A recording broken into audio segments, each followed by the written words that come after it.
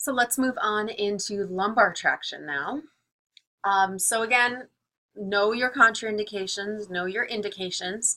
When we're thinking about lumbar traction, we have to have a much greater amount of force that we can produce in order to get the separation of the vertebrae. We usually have to overcome at least half the body weight to be able to really get the separation that we want. When we think about doing this mechanically, that's usually the most beneficial because we can control the amount of tension. And usually those machines are set up on what we call a split table, where we allow certain segments of the table to be able to slide, other segments that we can lock in place, and that helps and create the environment where we can reduce the friction between the body and the table so that the pull that we get is more effective. Usually to do that, the patient has to wear a pelvic traction harness and usually thoracic, so kind of rib stabilization harnesses that fix them to the table. You'll see that in the videos up on Moodle. We do not have a mechanical traction system at the specialized table, but you can watch it in the videos there. Otherwise, we can do manual traction, we can do the mechanical. Inversion table is a form where we use gravity to help us create that separation. There's also auto traction that we'll talk about. The primary difference between cervical and lumbar traction is the increased amount of tension that we need. So you want to make sure that we can produce that in whatever mechanism might be necessary. So the range of tension during the lumbar traction can be pretty variable, and the efficacy really ends up lying with how much tension we can produce. And because it's hard to measure, especially in manual, there's been a lot of not agreement in the literature of especially the manual tractions of how we can really replicate that on a daily basis. But published range for the amount of tension used are typically 10% up to even 300% of the patient's body weight. Over 90% of the increase in the intervertebral separation usually occurs during the first 15 minutes of a static traction. And so, after that, we potentially still get benefits, but those benefits come from the other physiological effects of traction and not necessarily from the separating of the intervertebral spaces. But once we get that separation, we want to hold that separation in more of a sustained manner if that's the type of condition that person experiences. So with manual traction, typically we're going to be supine. You can do prone, but that prone sometimes puts excessive flexion in the lumbar spine, which sometimes we might want, but usually we want a little bit of extension in the lumbar spine when we do traction. The only other reason to go prone is if lying supine hurts the individual. If they feel better on their stomach, then we would maybe put them prone. So if going supine increases their symptoms, or if they get more symptoms going down their legs, so that peripheralization, that might be a reason to do prone. Prone sometimes also allows other modalities to be used. We could have e-stim set up on the back while doing traction, so it gives exposure to the back a little bit more to go prone, but it's not usually the most effective position to actually get the separation. So the angle of pull has also a lot to do with the lumbar lordosis that the individual experiences. And so if we have more of an anterior angle of pull, that's going to increase the amount of lumbar lordosis. If we do more of a posterior angle of pull, that's going to increase lumbar kyphosis. Too much of either direction, though, could put impingement on the spinal ligaments. So you want to just kind of be careful with that. Extension is going to open up the lumbar facets more. So again, when we're thinking about doing this manually, we might use bolsters or other positioning techniques. Same with in the tables. Sometimes we can change the angle of the table to get the angle of pull that we want. So manual wise, we have a couple different techniques that we can use and try. Single leg leg pulls. So the idea with the manual traction is we pull through the legs to then get separation of the pelvis and the lower lumbar. So the amount of connection between kind of the leg and the lumbar spine becomes important. And so if you have someone who has really lax hips, we wouldn't want to do manual lumbar pulls because you just end up pulling through the hip joint. So you got to kind of think about that. And again, we'll demonstrate all of these, and the videos show some different positions as well. So single leg, we would have the clinician puts traction on the leg. Again, the patient's usually supine, but they can be prone, and you pull through the leg. We can also use a belt. I'll show you kind of that in class, where we can put the belt around our hips or around our shoulders and wrapped around the legs to provide more of a pull. So single leg, we would get separation more on that side that we're doing. So if they have bilateral symptoms, we might either want two people pulling on both legs, or we'll do more of the double leg traction. Or we could go side to side. If they're having mainly one-sided pain, then we could potentially just do the traction on that one side. We usually do about 30 seconds on, 10 seconds off, and we do about 5 bouts of that. Again, the patient's usually lying supine, close to the edge of the table. That puts a little stretch on the hip flexors to allow, again, a little more motion through the spine. Unilateral leg pulls sound remarkably similar to spinal or single leg pulls, but the unilateral, we just kind of put the leg in a more specific position. So the patient lies supine, we put the traction on the leg with the hip in 30 degrees of abduction and maximally externally rotated. And then we either grab with our hands or again with the belt. And that position locks the head of the femur into the acetabulum, so that as you pull on the leg, you get much more pull through the pelvis and then through the spine. So that one tends to be a little bit more effective than just the single leg pull. Double legs, just what it sounds like. We usually have the legs straight in. And then again, with the belt or with your hands, we do our pull that way. The belt is definitely more helpful for that because your arms will get pretty tired if you have to have one leg in each arm to be able to do that pull. And then the double leg with a bent knee is the person has their legs up almost like they were in like an anterior drawer type of position on the legs. And then we put our arms back behind and pull behind the knees to pull for that traction. Again, we can use the belt to help us get that traction as well. So it's just different types. So the videos will show you some of that, and then we'll see some of those in practice in class. For our mechanical traction, again, ideally we also do manual traction first and just see if that increases or decreases any of their symptoms before we go into mechanical. But mechanical is really our only way that we can get sustained, where we can get that force 10, 30 minutes, where they can just be lying on the table. The intermittent traction we can also do on the mechanical tables, and the videos will show you kind of how that gets set up. So again, those occur. Other ways we can get traction that don't fit into kind of these two categories.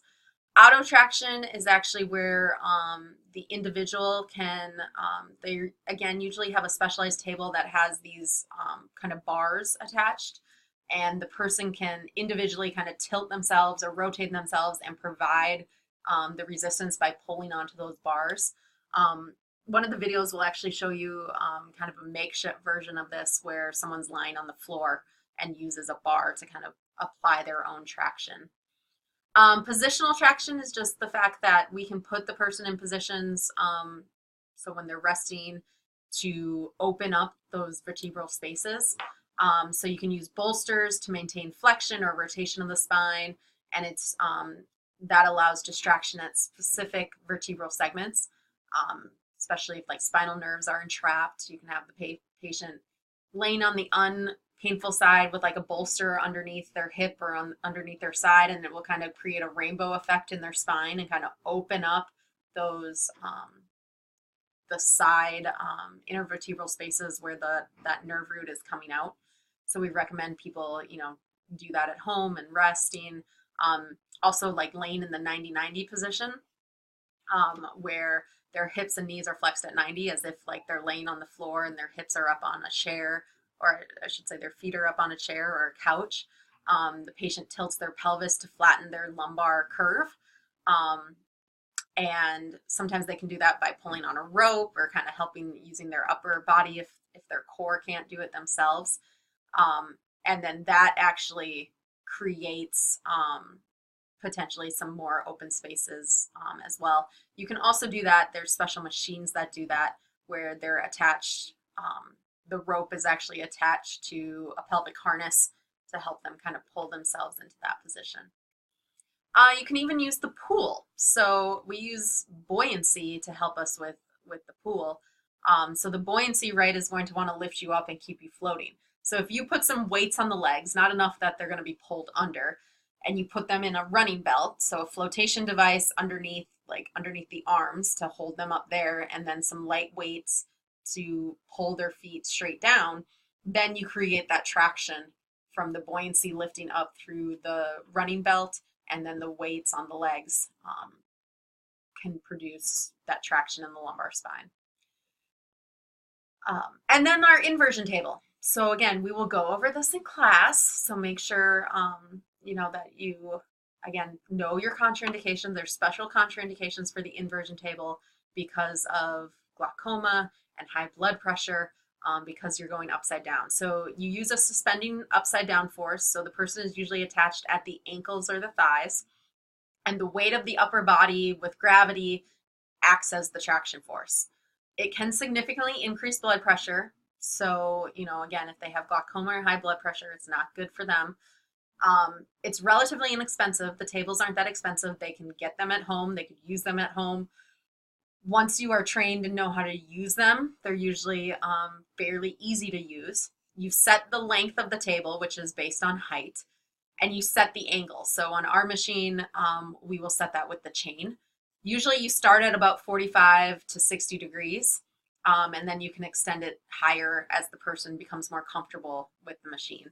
You lock them in. They can put their hands on the side rails, or they can put them up in the air like they were on a roller coaster, and that will increase the amount of gravity, the weight, so they can do that. Usually you start with about a 1 to 2 minute treatment, and you can go up to about 10 to 15 minutes. You can do a sustained where they're upside down for that whole 1 minute to 2 minutes. Again, maybe potentially up to 10 to 15. That's a really long time to hang upside down though. Usually the longer times are more intermittent, where maybe you go down for a minute and then come up for about 10 seconds and then down for a minute.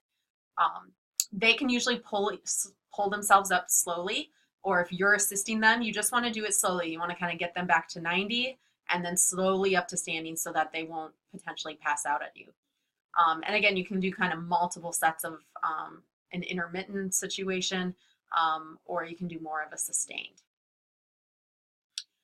After lumbar traction, and whichever type of lumbar traction we're doing, it's really a great time to then perform some prone extension exercises. That will help that posterior ligament help push, again, the nucleus pulposa kind of back into position. It helps to kind of signal to the body that this is the position we're going to work on. It helps to decrease the peripheralization of those symptoms. So they can do back extension. If that's even too much for them, they can even just lay on a wedge, lay prone on the wedge, so that they're in a little bit of extension and just kind of lay there for several minutes after the traction. And that will help to kind of cement the effects that we had for the traction.